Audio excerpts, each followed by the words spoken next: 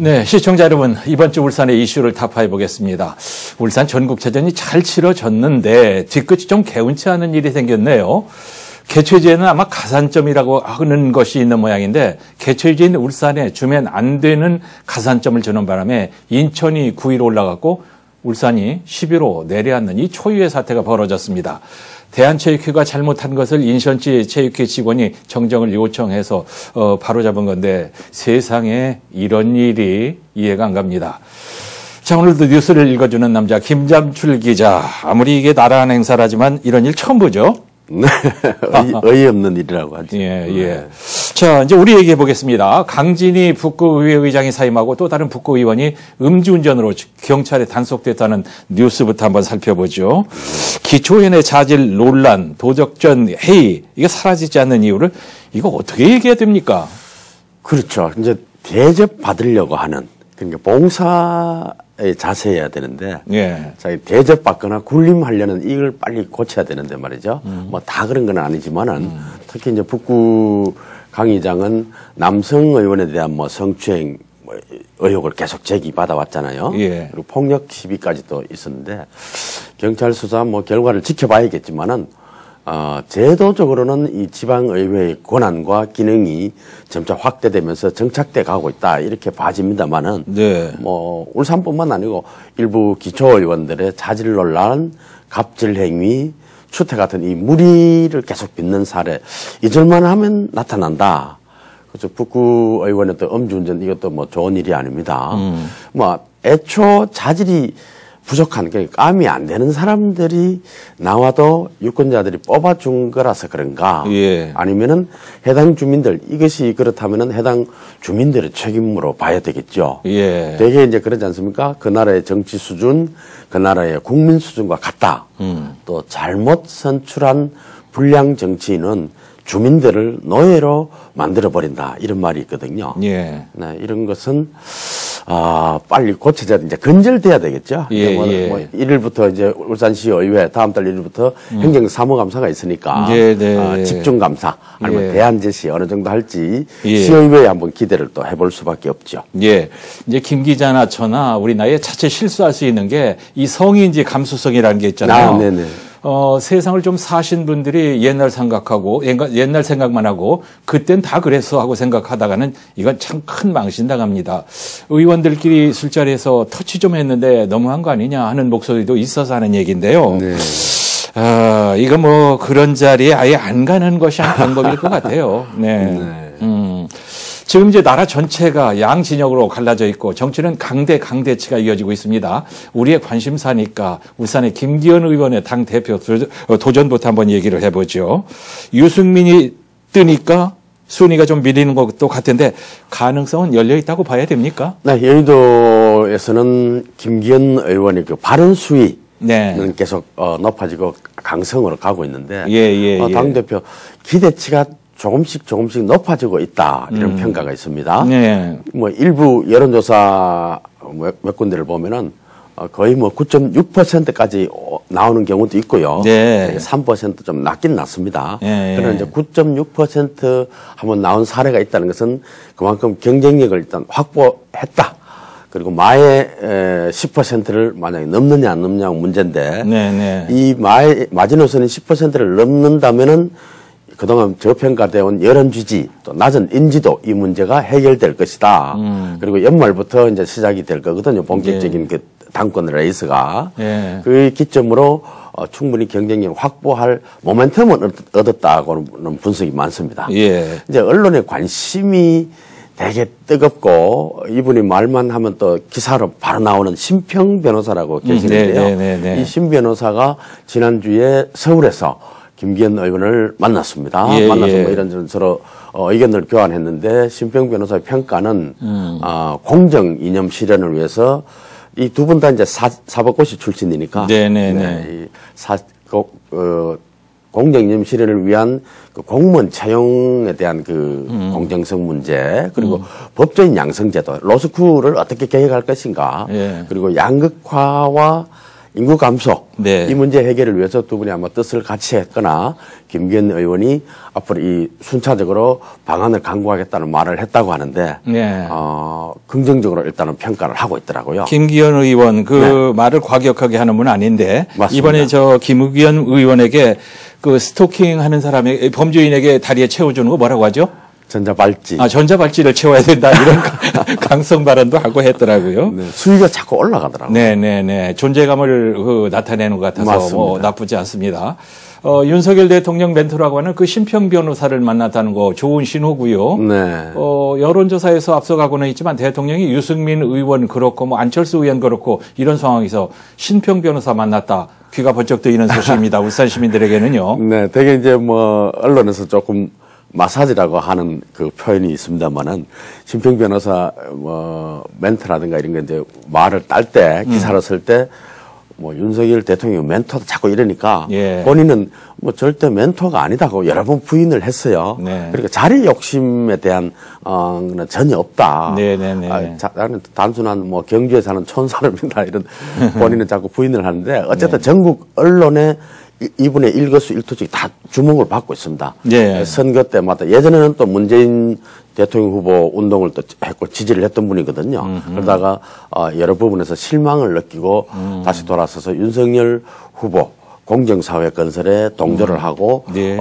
선거운동도 하고 그랬는데 이번에 이 발언 이래 보면 굉장히 논리정연하고 충고, 쓴소리 이런 것을 잘 하는 분입니다. 최근에 그 문재인 정부 비판도 많이 했고 윤석열 정부의 성공을 위한 쓴소리도 많이 했는데 안 좋은 소리, 그러니까 아픈 소리를 해주는 분이 필요하거든요. 당연히요. 네, 예. 물론 이제 이분이 경주 이 지방에 있는 뭐 변호사시지만은 이 앞으로의 전망, 정세 분석도 뛰어나고 하기 때문에 네, 이런 네. 분이 김기현 의원을 만나서 당대표 가능성을 봤다 예. 하는 것은 김 의원에게는 상당히 죽었습니다. 고무적이죠. 예. 이제 전당대회 시기도 변수가 될 텐데 네. 김기현 의원은 이제 앞당기기를 바라는데 김 의원 맞습니다. 바람대로 될까요? 지금 뭐 예측 연말에 물 건너 갔죠. 네. 또 내년 초 바로 임박해서도 무리가 따르는 게 지금 개각을 한번 하지 않을까. 내년 초쯤에. 네. 그렇게 되면은 3, 4월 정도 돼야 전당대회 갈 텐데 이렇게 되면은 김기현 의원은 지금 뭐 준비할 시간을 더 벌었다고도 볼 수 있고요. 예. 앞으로 어떤 변수가 나올지는 뭐 모르겠습니다만 몇 번은 또 변곡점도 있을 겁니다. 예. 그렇게 보면 실제 경쟁력에 기대할 수 있는 이 기대치가 실현될 것인가. 네. 이건 이제 김기현 의원 하기 나름이겠지만은 예. 점차 기대치는 조금씩 올라가는 것은 맞습니다. 예, 정가가 워낙 요동치니까 맞습니다. 변수가 너무 많으니까 한 텀 쉬는 것도 도움이 되지 않을까. 저는 이제 김 기자나 팔이 안으로 굽는 것을 숨길 수가 없는데 일단은 긍정적인 평가로 김기현 의원의 당 대표 전망해봤고요. 맞습니다. 자, 국정감사가 끝났는데 지역 국회의원들의 평가 한번 해봐야죠. 네, 다들 평년작은 충분히 했다 이렇게 했는데 이제 이채희 의원 같은 경우는 이제 행안위원장으로서 예. 컨트롤을 잘했다. 파행이 없었다는 것도 괜찮았고요. 예.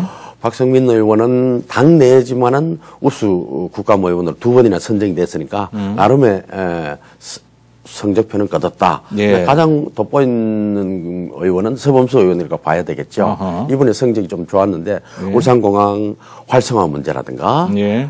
그다음에 울산 언양고속도로 통행료 감면 법안을 제출했다라든지 예. 암각화 보존과 물 문제 이거 늘 나오지만은 이 과제를 아젠다를 일단 정부에 던졌다는 것 예. 그리고 북구의 이상은 의원 역할론도 좀 주목이 됐다 이렇게 평가하겠습니다. 이상은 의원의 역할론. 네. 자, 그 얘기는 조금 뒤로 미루고요.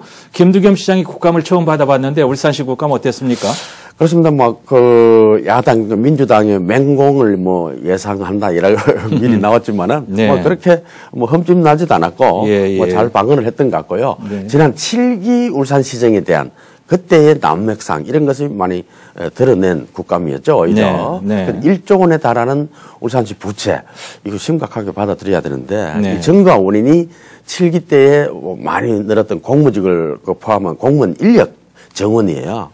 그리고 인건비 증가, 산하기관을 신설했던 그 확대에 따른 예산 증가, 보통 이런 문제로 빚이 한 1조 원에 육박하고 있다. 예. 이런 것은 울산시가 앞으로 이제 어떻게 해결해 나가야 되지 않습니까? 예. 그래서 뭐 여당 의원들이 그런 뭐 좀 질타를 했지만은 빚만 잔뜩 안겨주고 갔다. 지난 시정 네. 조금 부정적인 그 평가가 나왔습니다. 예. 이제 국정감사가 끝나면은 대치정국 속이지만은 자기 지역 의원들이 자기 정치를 펼치게 될 텐데 동정이 관심사입니다. 그렇죠. 네. 아무래도 국정감사 끝나면 연말부터 지금 조기 총선 모드로 다 들어갈 겁니다. 여야도. 지금 뭐 여의도에서는 뭐 대치만 하고 있지만은 그래서 이 여론조사라든가 여러 지표상 불경의 민주당이 조금 약진하는 게 자주 나와요. 예. 그리고 국민의힘이 결코 안심할 수 없지 않을까. 예. 이렇게 또 봐지는데 이 여론은 워낙 또 요동을 치니까 울산 동북구 정도는 민주당이 반드시 탈환하겠다 이런 총력전을 안 펼치겠습니까? 네. 그래서 현역 중에 앞서 말씀드린 그 가장 안전한 선에 지금 들어가 있다고 보는 분이 이상은 의원으로 아마 평가를 많이 하는데. 그래요? 예, 이분은 뭐, 야당이지만은, 낙동강 벨트 그 사수에 대한 그런 의지도 있고, 당의 의지도 있고, 뭐, 당에서도 비교적 평가는 괜찮고요. 그 국민의힘 같은 경우는 물갈이는 이런 지역 물갈이론, 뭐, 고연령, 뭐, 다선 의원 이런 얘기가 자꾸 나오거든요. 예. 부울경에서. 자, 그러면은, 또다시 총선을 기점으로 말이죠. 또다시 여당이 여소야대를 당한다. 이건 정말 상상하기 싫은 예. 시나리오겠죠. 그렇습니다. 아무래도 배수진을 칠 텐데 울산에서의 그 현역 의원들도 그렇지만 예비 후보자들 시장에게 어떻게 보면 이 총선 모드로 갈수록 김두겸 시장에게 부탁하거나 우호적인 시그널을 좀 보내지 않을까. 이런 또 그림이 그려지기도 합니다. 잠깐만요.